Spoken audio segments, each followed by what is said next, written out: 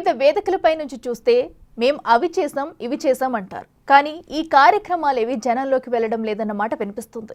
దీనంతటికి కారణం ఏంటి? సగటు కాంగ్రెస్ కార్యకర్త ఎందుకంత నిరుత్సాహంగా ఉన్నాడు? పార్టీని ప్రజల్లోకి తీసుకెళ్లడంలో లోపం ఎక్కడ? ప్రభుత్వ కార్యక్రమాలు ప్రజల్లోకి వెళ్లడానికి అధికార పార్టీ ఏం చేయాల్సి ఉంది? అసలు చేతి లెక్క ఎక్కడ తప్పుతుంది?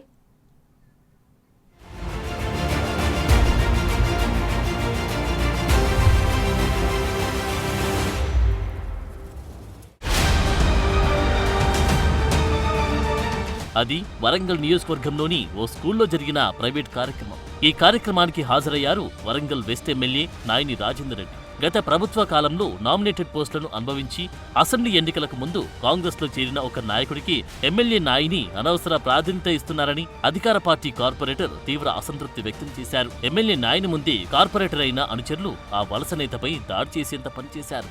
ఎంతో సర్ది చెప్పి యత్నం చేసిన ఎమ్మెల్యేపై అక్కడి కాంగ్రెస్ లీడర్లు తీవ్ర ఆగ్రహం వ్యక్తం చేశారు. ఇన్నాళ్లు కష్టపడింది మేం, ఇప్పుడు పదవులు అనుభవించేది మాత్రం వలసొచ్చిన వాళ్ళ. ఎమ్మెల్యే చొరవ చూపకపోవడం వల్లే తమకు నామినేటెడ్ పోస్టులు కూడా రావడం లేదని వారు బహిరంగంగా తీవ్ర అసంతృప్తి వ్యక్తం చేయడం గమనార్హం. తెలంగాణలో అధికారంలోకి వచ్చిన కొత్తలో రాష్ట్ర వ్యాప్తంగా 37 కార్పొరేషన్ చైర్మన్ పోస్టులను ప్రభుత్వం భర్తీ చేసింది. తర్వాతి కాలంలో ఆ ఊసే లేదు. నియోజకవర్గాలు, జిల్లా స్థాయిలోని నామినేటెడ్ పోస్టుల భర్తీ విషయం ఎమ్మెల్యేలు పట్టించుకోవడం లేదని పార్టీ పాతకాపులు తీవ్ర అసంతృప్తి వ్యక్తం చేస్తున్నారు. వీటితో పాటు మార్కెట్, ఆలయ కమిటీలు, జిల్లా స్థాయి పోస్టుల భర్తీ విషయంలో ఎమ్మెల్యేలు నిర్లక్ష్యంగా ఉండడంపై కొందరు నేతల్లో అసహనం పెరుగుతుంది. కొత్తగా వచ్చిన వారికి ఇచ్చేందుకే భర్తీ ప్రతిపాదనను వాయిదా వేస్తున్నారనే అనుమానాన్ని కూడా వ్యక్తం చేస్తున్నారు. మీకు కావాల్సింది మీకు దక్కింది, మరి మా సంగతేంటి అని ఇటీవల గ్రేటర్ వరంగల్ పరిధిలోని ఓ ఎమ్మెల్యేను కొందరు అధికార పార్టీ నేతలు ప్రశ్నించినట్టు తెలిసింది. ఎన్నికల ముందు కాంగ్రెస్ లో చేరి ఎమ్మెల్యే అయిన నాయకుడికి ఇప్పుడు అసంతృప్తి సెగ మరింత ఎక్కువగా ఉందట. ఇది కేవలం ఒకరిద్దరు ఎమ్మెల్యేల సమస్య కాదు, రాష్ట్ర వ్యాప్తంగా ఉన్న కాంగ్రెస్ శ్రేణుల మానసిక స్థితికి అద్దం పడుతున్న విషయంగా అంచనా వేస్తున్నారు. ఇన్నాళ్ల పాటు తాము ఎంతో కష్టపడితే పార్టీ అధికారం వచ్చింది, ఈ ఆనందం లేకుండా పోయిందన్న ఆందోళన వ్యక్తం చేస్తున్నారు సగటు కాంగ్రెస్ కార్యకర్తలు. పార్టీ అధికారంలోకి వచ్చిన తొలి ఏడాదిలోనే 21,000 కోట్లు రుణమాఫీ చేసినా, 60,000 ప్రభుత్వ ఉద్యోగాలిచ్చినా, ధరణి స్థానంలో భూభారత్ తెచ్చినా, కులగణన చేసి ఎస్సీ ఎస్టీ వర్గీకరణ చట్టం చేసినా, కొత్త రేషన్ కార్డులు ఇస్తూ ఉన్నా, సన్న బియ్యం, రాజీవ్ యువ వికాసం వంటి కొత్త స్కీమ్లు ఇస్తూ ఉన్నా ఆ మేరకు జనంలో మైలేజ్ రాకపోవడానికి ప్రధాన కారణం క్యాడర్లో ఈ నిస్తేజమే అంటున్నారు కొందరు విశ్లేషకులు. రాష్ట్ర, జిల్లా స్థాయిలో నామినేటెడ్ పోస్టులతో పాటు పార్టీ పోస్టులు, వీటితో పాటు పంచాయతీ, లోకల్ బాడీ ఎన్నికలు జరిగితే సర్పంచ్ మొదలు జెడ్పీ చైర్మన్ వరకు ఎన్నో పదవులు వస్తాయని ఆశించారు. తీరా పార్టీ పవర్లోకి వచ్చిన ఏడాదిన్నర వరకు పదవుల జాడలేకపోవడంతో క్యాడర్లు తీవ్ర అసంతృప్తి కనిపిస్తోంది. అందుకే ప్రభుత్వం చేపడుతున్న అనేక సంక్షేమాభివృద్ధి పనులు అనుకున్నంతగా ప్రజల్లోకి వెళ్లడం లేదన్న మాట వినిపిస్తుంది. గ్రేటర్ ఎన్నికలు సైతం నిర్వహించేలా లేరన్న పుకారు ఇప్పటి నుంచే చక్కర్లు కొడుతుంది. కాంగ్రెస్ హైకమాండ్ పిలుపునిచ్చిన జై బాబు, జై భీమ్, జై సంవిధాన్ ప్రోగ్రాంలో క్యాడర్ చురుగ్గా పాల్గొనకపోవడానికి అసలు కారణం ఇదేనంటున్నారు. దీన్నో అవకాశంగా తీసుకున్న ప్రతిపక్షాలు ప్రభుత్వంపై దుష్ప్రచారం చేస్తున్నట్టు భావిస్తున్నారు.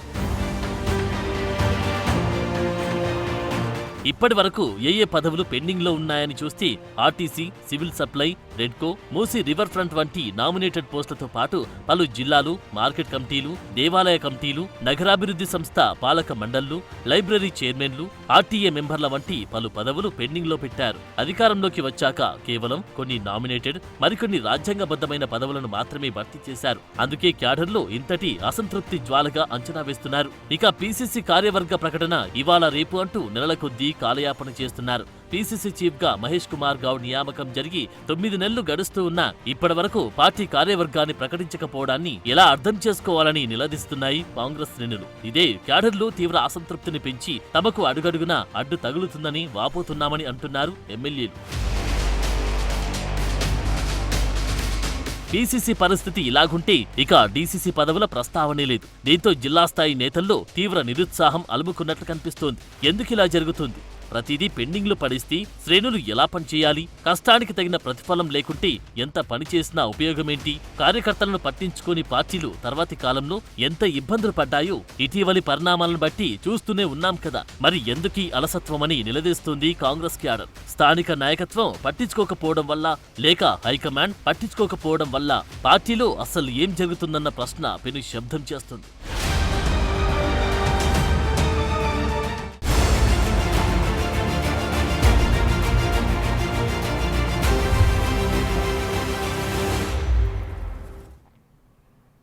పార్టీ పదవులు, నామినేటెడ్ పదవులతో పాటు మంత్రి పదవులు సైతం పెండింగ్లో పెట్టడంతో ఎమ్మెల్యేలు కూడా అసంతృప్తికరంగా మారింది. తాజాగా మాదిగ ఎమ్మెల్యేలు సీఎం నుంచి రాష్ట్ర ఇన్ఛార్జి వరకు వెళ్లి తమ విన్నపాలు వినిపించారు. విజ్ఞాపన పత్రాలు కూడా ఇచ్చి వచ్చారు. అసలు ఈ ఆలస్యానికి గల కారణాలేంటి? 2 జాబితాలు ఒకేసారి ప్రకటించే అవకాశాలెంత?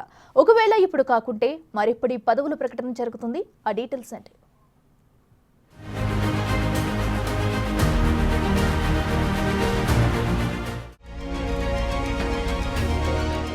రాష్ట్రంలో 50 లక్షల మంది మాదిగలున్నారు. మాకొక మంత్రి పదవి కావాలి. ఇది మాదిగ ఎమ్మెల్యేలు చేస్తున్న డిమాండ్. ఈ దిశగా వారిప్పటికే సీఎం రేవంత్ రెడ్డిని, వర్గీకరణ చైర్మన్ మంత్రి ఉత్తమ్ కుమార్ రెడ్డిని, రాష్ట్ర ఇన్ఛార్జ్ మీనాక్షి నటరాజన్ని కలిసి విన్నవించారు. మాదిగ సామాజిక వర్గానికి మాకున్నటువంటి సంఖ్యను దృష్టిలో పెట్టుకొని రాజకీయంగా ప్రాధాన్యత ఇవ్వాలి, మంత్రివర్గంలో మీరు చోటు ఇవ్వాలని చెప్పేసి విన్నవించడము జరిగింది. అయితే ఈ విషయాన్ని మేము ఉప ముఖ్యమంత్రి భట్టి విక్రమార్క గారిని కూడా నిన్న కలవడం జరిగింది.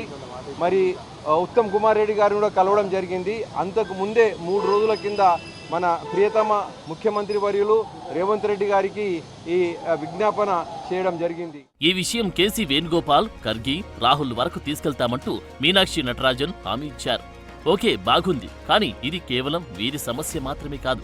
రాష్ట్ర మంత్రివర్గంలో మొత్తం 18 పదవులుండగా వీటిలో 12 పదవులు మాత్రమే భర్తీ అయ్యాయి. మిగిలిన 6 బెర్తులు అలాగే ఖాళీగా ఉన్నాయి. వీటితో పాటు అసెంబ్లీ చీఫ్ విప్, మండలి విప్ పదవులను సైతం భర్తీ చేయాల్సి ఉంది. 10 ఏళ్ల పాటు బీఆర్ఎస్ తో పోరాడి అధికారంలోకి వచ్చాం కదా అనుకుంటే ఏడాదిన్నర నుంచి ఇదేం నిరీక్షణ అన్నది ఎమ్మెల్యేల ఆవేదనగా తెలుస్తోంది.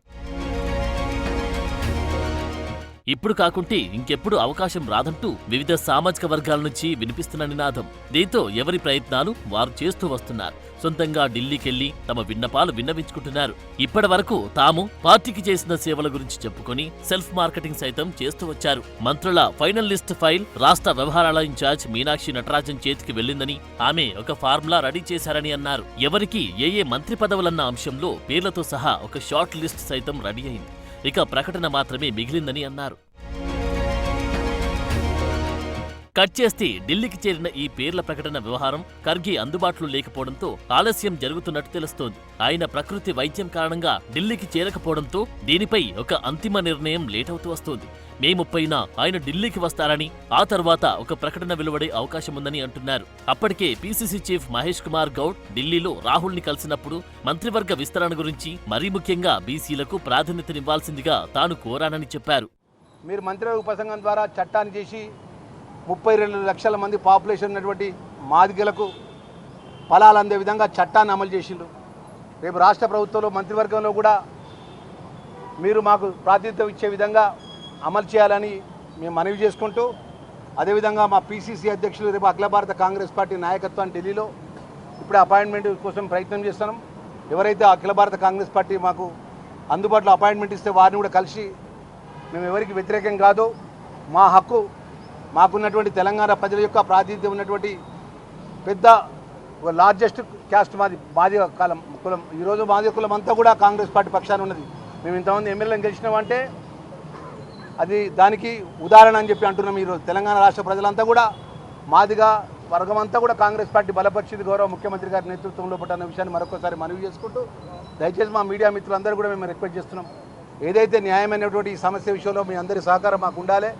మేము ఎవరికి విషయంలో కూడా మాకున్న హక్కునే మేము అడుగుతున్నాం తప్ప వేరేది అడగట్లేదు అనే విషయాన్ని కూడా మేము మనవి చేస్తున్నాం. అయితే ఇప్పటికీ 4 మంత్రి పదవులు ఖాయమైనట్టు వారి పేర్లు కూడా వెలుగులోకి వచ్చాయి.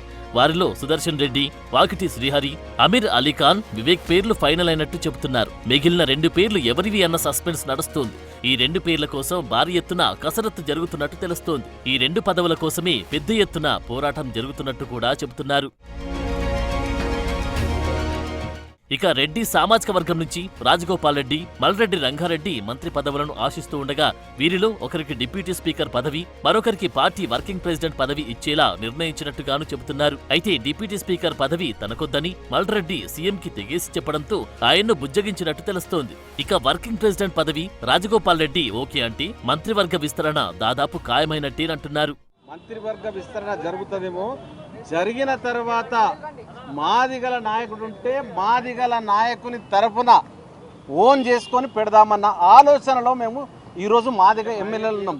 తప్పకుండా ఇస్తారని ఆశిస్తా ఉన్నాం. మేము 6 మంది మాదిగలు ఉన్నాము. కాంగ్రెస్ పార్టీ తరఫున 5 నెలలు గెలిచినా మాకు తోడుగా మన యాదవ్ వచ్చాడు. మా కులస్తుడు, మా బలగం, మా మాదిగోడు, మా బంధం, ఈ 6 మందిల అధిష్టానం ఎవ్వరికి ఇచ్చినా కూడా ఓకే. మేము ఒకేసారి 2 జాబితాలు విడుదల చేసేలా అధిష్టానం ఆలోచిస్తున్నట్టుగా తెలుస్తోంది. మంత్రి పదవులు రాని వారికి పార్టీ పదవులిచ్చి కవర్ చేసేలా తెలుస్తోంది. ఒకవేళ ఆశావాహుల గురించి మరింత అసంతృప్తి వ్యక్తమవుతే స్థానిక ఎన్నికల తర్వాతే మంత్రివర్గ విస్తరణ చేపట్టేలా మరో ప్రణాళిక సిద్ధం చేస్తున్నట్టు కనిపిస్తోంది. తొందరపడి ఈ 2 జాబితాలు ప్రకటిస్తే అలకలు బుజ్జగింపుల పర్వం పార్టీ విజయావకాశాలపై పడేలా ఉందన్న ఆలోచన కూడా చేస్తున్నట్టు తెలుస్తోంది. ఈ ఆలస్యం కాస్త ఇటు క్యాడర్తో పాటు అటు లీడర్లలోనూ తీవ్ర నిరాశ నిస్పృహలకు దారితీస్తున్నట్టు కనిపిస్తోంది. అందరికీ ఒకేసారి అవకాశాలు రావడం కుదరకపోవడం అతిపెద్ద సమస్యగా మారినట్టు చెబుతున్నారు. అయితే ఆశావాహులు మాత్రం ఇప్పుడు కాకుంటే ఇంకెప్పుడంటూ మంకు పట్టుపడుతున్నారు. ఈ 2 అవకాశాలు ఒక కొలిక్కి వస్తే తప్ప పరిస్థితి సానుకూల పడేలా లేదు. అప్పటి వరకు ఈ అసంతృప్తి జ్వాలలు చల్లారేలా కనిపించడం లేదంటున్నారు విశ్లేషకులు.